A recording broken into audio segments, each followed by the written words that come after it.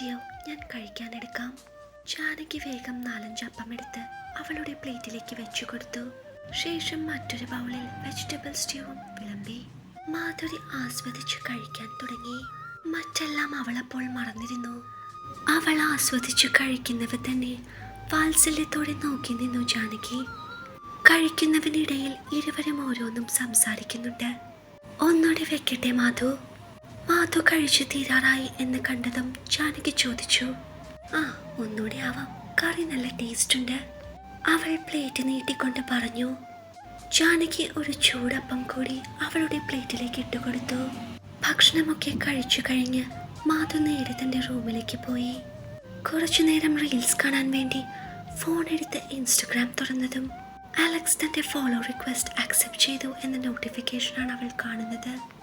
താൻ റിക്വസ്റ്റ് അയച്ചിട്ട് 1 വർഷത്തോളമാകും. ഇപ്പോഴാണ് ആക്സെപ്റ്റ് ചെയ്തത്. എങ്കിലും തിരിച്ചൊരു റിക്വസ്റ്റ് ഇട്ടിട്ടില്ല. ജാട അല്ലാതെന്ത്?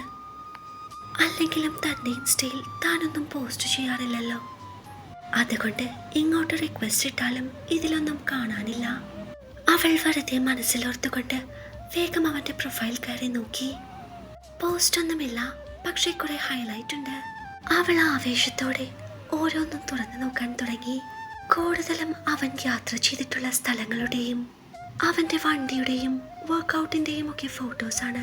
അവനെ കാണുന്ന തരത്തിലുള്ള ഫോട്ടോസ് അധികമൊന്നും ഉണ്ടായിരുന്നില്ല. എങ്കിലും ഉണ്ടായിരുന്ന കുറച്ച് ഫോട്ടോസ് അവൾ കുറെ നേരം നോക്കിയിരുന്നു. എത്ര നേരം അങ്ങനെ നോക്കിയിരുന്നു എന്ന് അവൾക്ക് തന്നെ അറിയില്ല. അവൻ്റെ ഓരോ ഭാവങ്ങളും കണ്ണുകൾ കൊണ്ട് അവൾ ഒപ്പിയെടുത്തു. അങ്ങനെ അവൻ്റെ ഫോട്ടോ നോക്കിക്കിടന്ന് അവൾ എപ്പോഴോ ഒന്ന് മയങ്ങി. അവൾ മയക്കത്തിൽ നിന്നും ഉണർന്നപ്പോൾ ഏതാണ്ട് ഉച്ചയായി. അവൾ മുറിക്ക് പുറത്തിറങ്ങി ഡൈനിങ് ഹാളിലേക്ക് നടന്നു. അടുക്കളയിൽ നിന്നും വറുത്ത മീനിൻ്റെ വാസന അടിച്ചതും അവൾ അങ്ങോട്ടേക്ക് നടന്നു. ജാനകി അവിടെ നിൽപ്പുണ്ടായിരുന്നു. ഞായറാഴ്ചയായിട്ട് അച്ഛനെങ്ങോട്ട് പോയി അമ്മേ? കാണാനില്ലല്ലോ. ജാനകിയെ കണ്ടതും മാധു ചോദിച്ചു. അച്ഛൻ്റെ കൂട്ടുകാരൻ്റെ മകളുടെ വിവാഹ നിശ്ചയമാണ്. രാവിലെ അങ്ങോട്ട് പോയിരുന്നു. ജാനകി മറുപടി പറഞ്ഞു. ഇന്നെന്താ ഉച്ചയ്ക്ക് സ്പെഷ്യൽ? നല്ല മണമൊക്കെ ഉണ്ടല്ലോ. കരിമീനും ഞണ്ടും കപ്പയും മുളകിട്ട മീൻ കറിയും ഒക്കെ ഉണ്ട്.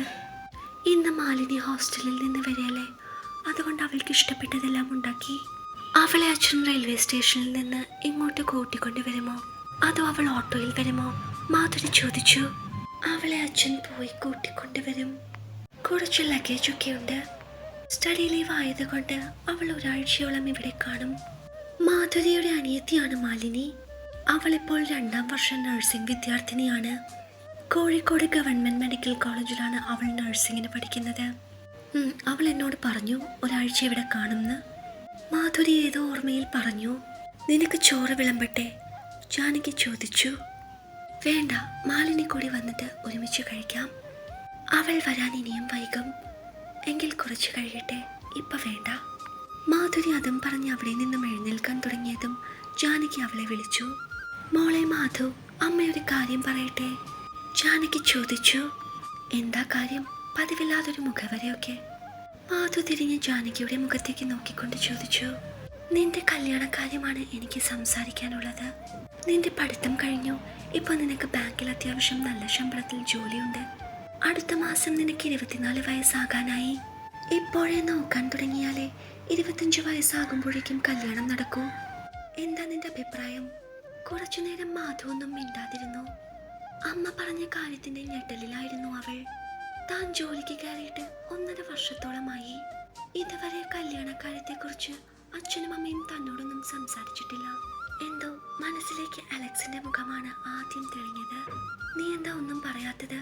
ജാനകി മാധുവിനോട് ചോദിച്ചു. പക്ഷേ അമ്മേ, ഞാൻ ജോലിക്ക് കയറിയിട്ട് 1.5 വർഷമല്ലേ ആയുള്ളൂ. കല്യാണമൊക്കെ കുറച്ചുകൂടി കഴിഞ്ഞിട്ട് പോരെ? മാധു ജാനകിയോട് ചോദിച്ചു. നിന്നെ നാളെ തന്നെ പിടിച്ചു കെട്ടിക്കുന്ന കാര്യമല്ല ഞാൻ പറഞ്ഞത്. ഇപ്പോഴേ അന്വേഷിച്ചു തുടങ്ങുന്ന കാര്യമാണ് പറയുന്നത്. എല്ലാം കൊണ്ടും നല്ലൊരാലോചന ഒത്തുവരുമ്പോൾ മാത്രമേ കല്യാണം നടത്തൂ. പക്ഷെ അതിനിപ്പോഴേ അന്വേഷിച്ചു തുടങ്ങണം. ജാനകി മറുപടിയായി പറഞ്ഞു. ഞാനൊന്ന് ആലോചിക്കട്ടെ, എന്നിട്ടൊരു തീരുമാനം പറയാം. തൽക്കാലം അവിടെ നിന്ന് ഊരാൻ അവൾ അങ്ങനെ പറഞ്ഞു. ശേഷം അവിടെ നിന്നും വേഗം റൂമിലേക്ക് നടന്നു. മനസ്സിൽ മുഴുവനും അലക്സിന്റെ മുഖമാണ്. വേറെ മതക്കാരായതുകൊണ്ട് ഒരു ഒഫീഷ്യൽ പ്രപ്പോസൽ ആയിട്ട് പോലും തന്റെ ഇഷ്ടം അലക്സിനെ അറിയിക്കാൻ പറ്റുന്നില്ലല്ലോ. നേരിട്ട് പറയാൻ പേടിയാണ്. മാത്രവുമല്ല അവൻ തന്നെ കളിയാക്കും. തന്നെക്കാൾ എത്രയോ സുന്ദരികളെ അവന് കിട്ടും. അവന്റെ ഭംഗിയുടെ 7 അയലത്തെത്തില്ല താൻ. എങ്കിലും മനസ്സിൽ അവനോട് തോന്നിയ ഇഷ്ടം മറന്ന് മറ്റൊരാളെ സ്വീകരിക്കാനും വയ്യ. അവളുടെ കണ്ണൊന്ന് ചെറുതായി നിറഞ്ഞു.